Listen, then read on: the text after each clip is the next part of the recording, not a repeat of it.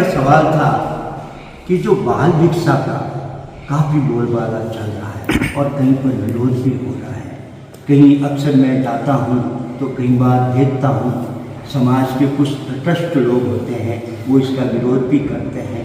तो मुझे ये जानना है कि बाल भिक्षा का महत्व क्या है और बालपन में ही जो होती है, कम अवस्था में ही भिक्षा क्यों दी जाती है?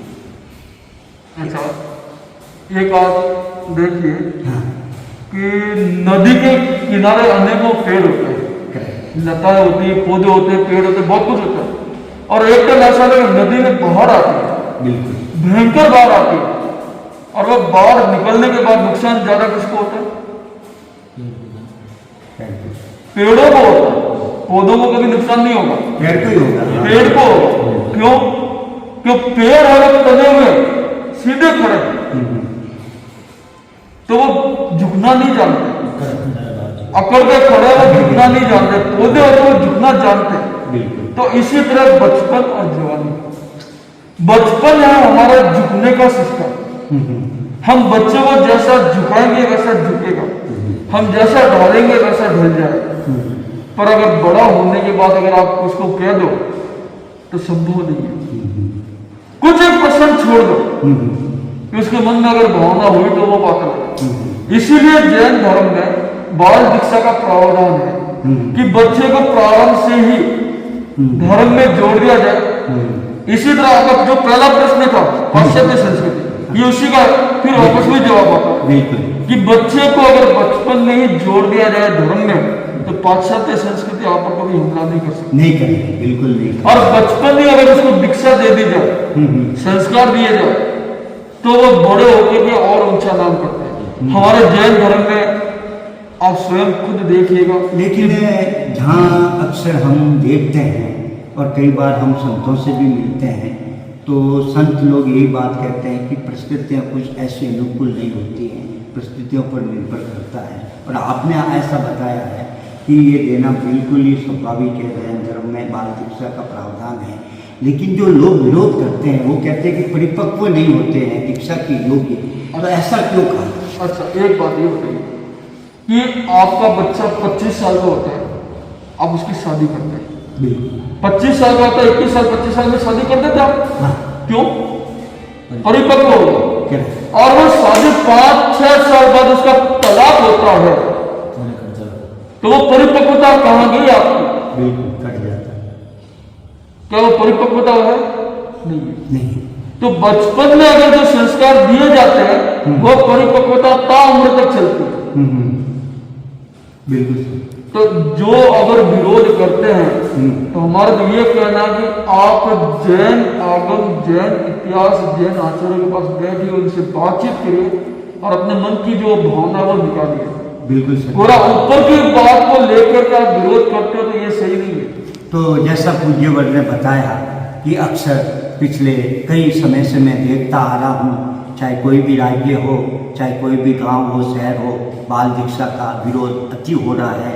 तो आज स्पष्ट कर दिया है कि बाल भिक्षा के बारे में हमने आपको व्याख्या के माध्यम से बताया है। तो आप इस पर चिंतन करें, मनन करें कि बाल भिक्षा क्यों दी जाती है और बाल भिक्षा का प्रावधान जैन धर्म में क्यों है, पूज्यवर ने स्पष्ट किया है। और अगला मेरा सवाल यह था कि आपका पहला चातुर्मास है, आप यहाँ पर धर्म प्रभावना फैला रहे हैं, तो आपको क्या फीलिंग हो रही है यहाँ पर आने पर? हुबली शहर में कहा जाता है कि हुबली में धार्मिक और आध्यात्मिक जो कार्यक्रम होते हैं या मान लो क्रियाएँ होती है या चातुर्मास भी होते हैं, तो कई तरीके से देखा जाए तो यहाँ पे धर्म प्रभावना में ज़्यादा ही नाम आता है। तो पूज्यवर मुझे आप ये बताइए कि आपको कैसा फीलिंग लग रहा है यहाँ आने? देखिए, हुबली हमारा ऐसे दूसरी बार आना हुआ, पर स्वतंत्र रूप में पहली बार आया। और पहली बार आने से यहाँ एक पॉजिटिव चीज ऐसी लगी कि हाँ, लोगों में धर्म की भावना है, लोग करना चाहते हैं, बस उनको थोड़ा सपोर्ट मिले। कैसे सपोर्ट? आप अब हमारा काम है, हम प्रवचन देते हैं, प्रवचन में धर्म की बातें बताते हैं, आपको त्याग बताते हैं कि त्याग क्या करना, वो सन्मार्ग बताते हैं, और उसमें से कई लोग उसको स्वीकार करते हैं। धर्म का एक नॉर्मल में जैन धर्म में कहा जाता है कि श्रावक को सामायिक करना चाहिए। 48 मिनट की एक सामायिक होती है, उसमें आप सब चीजों का त्याग करते हैं। तो हमने यहाँ देखा कि कई श्रावक आते हैं, सामायिक करते हैं और वे अपने आप को एक धन्यता का अनुभव करते हैं कि हम जिस धरा पर हैं उस धरा का जैसा नाम है उसमें हम और अपना योगदान दें। अब रही बात की संस्कारों की, तो हमारा काम होता है कि हम उनको त्याग के मार्ग पर ले जाए। ये 2 महीने 4 महीने में 2 महीने थे सावन और भादव के। सावन और भादव पद में ऐसा होता है कि लोग बहुत ज्यादा त्याग करते हैं, बहुत चीजों का वह परिहार करते हैं, छोड़ते हैं। तो कईयों को कहने की जरूरत नहीं पड़ती और कईयों को हम समझाते हैं। तो यहाँ के लोगों की मेंटेलिटी देखी है कि वह सॉफ्टनेस है, जैसे आप कहते हैं वो झुकते हैं, करते हैं। तो जो त्याग नहीं करते हैं वे भी इस चीज में आके त्याग करने लगे। तो ये धर्म नगरी का, जैसा आपने कहा कि हुबली एक धर्म नगरी है, तो धर्म नगरी के हिसाब से देखा जाए तो लोगों में अच्छी एक भावना है। और यहाँ पर वर्तमान में 7 चातुर्मास जैन शासन के श्रावक श्राविकाओं के 7 चातुर्मास यहाँ संपन्न हो रहे हैं। और हर जगह से एक ही रिपोर्ट कि हर जगह आध्यात्मिक क्रिया उत्तरोत्तर बढ़ रही है, बिल्कुल, और हर जगह अपना विकास हो रहा है। तो ये देख लीजिए आप खुद ही कि लोगों में कितनी भावना जैन धर्म के प्रति बढ़ी। तो जैसे पूज्यवर ने बताया कि इनका चातुर्मास हुबली धर्म नगरी में पहली बार हो रहा है और आप भी धर्म की भावना इस चातुर्मास में फैला रहे हैं। तो मैं इस परिचर्चा के माध्यम से मेरा एक और सवाल जो रह गया है उसमें भी मुझे बहुत काफ़ी कन्फ्यूजन था, तो शायद मैं उम्मीद करता हूँ कि पूज्यवर मेरे उस सवाल का जवाब स्पष्ट रूप से दे भी पाएंगे या दे नहीं पाएंगे, ये तो परिचर्चा में भी पता चल जाएगा। अक्सर मैंने एक सुना था कि ऐसा कोई प्रावधान है कि 13 पंथ की बेटी वाला, वो सवाल मेरे को कई दिनों से मतलब दिल में ऐसा पैदा हो गया था कि मैं जब भी जाऊं तो इसका जो कन्फ्यूजन है 13 पंथी बेटी रिश्ते के माध्यम से, इसके बारे में जो ये प्रावधान बताया गया है, ऐसा क्यों और 13 पंथ की बेटी 13 पंथ समुदाय में क्यों?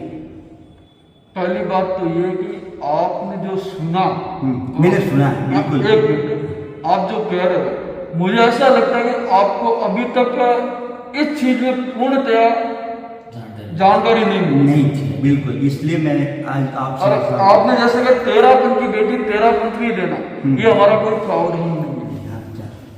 हमारा प्रावधान है कि बेटी 13 पंथ की अभी पिछले 3 साल से एक आयोजन चल रहा है जैसे महासमुद्री के सानिध्य में।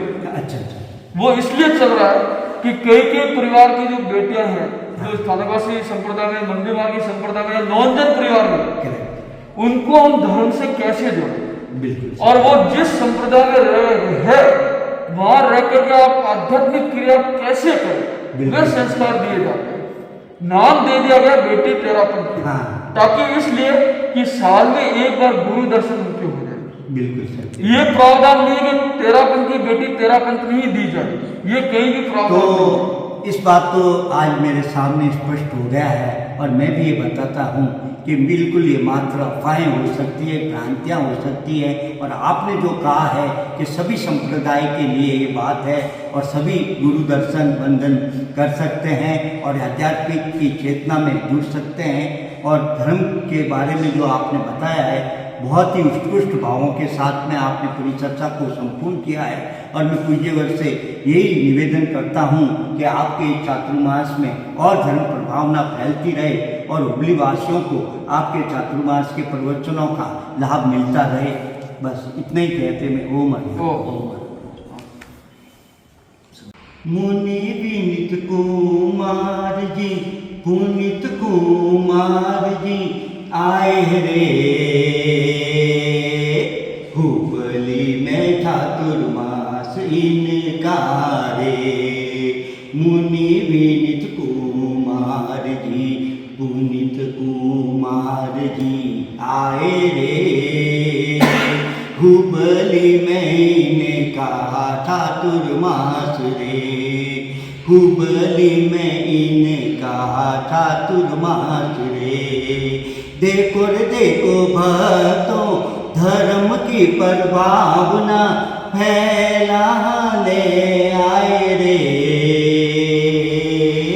हुबली शहर में इनका ये पहला चातुर्मास रे, हुबली शहर में इनका ये पहला चातुर्मास रे।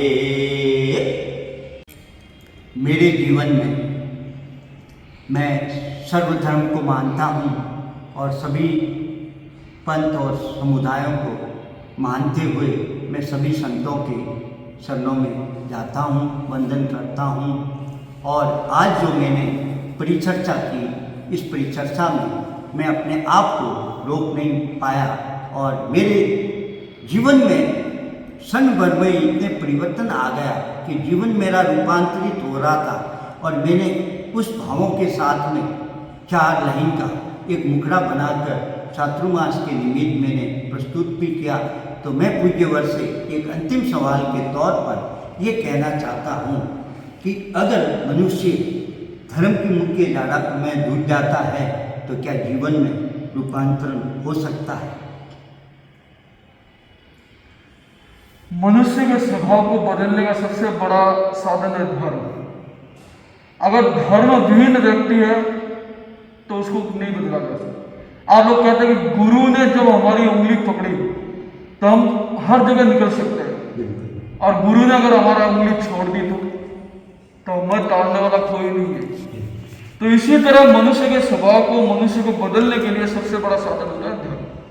आप स्वयं देख लीजिएगा, आप अपने भीतर अनुभव करेंगे आप धार्मिक है।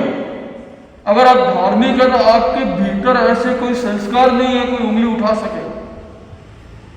और अगर धार्मिक नहीं होते तो हर जगह आप उंगली उठती है, ये जगह फलां ने ऐसा जा रहा है।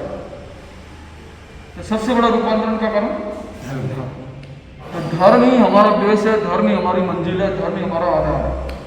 तो जैसे पूज्यवर ने बताया कि धर्म के माध्यम से जीवन में रूपांतरण लाया जा सकता है, तो हम यही कहना चाहते हैं पूज्यवर के माध्यम से कि भाई धर्म ज़्यादा होना चाहिए मनुष्य में, और जीवन में जो उनकी आकांक्षाएं हैं वो सीमित हो और धर्म की और ज़्यादा मुख्य धारा में जुड़कर धर्म को ज़्यादा बढ़ाएं और धर्म की प्रभावना में भाग लेते रहें। धन्यवाद।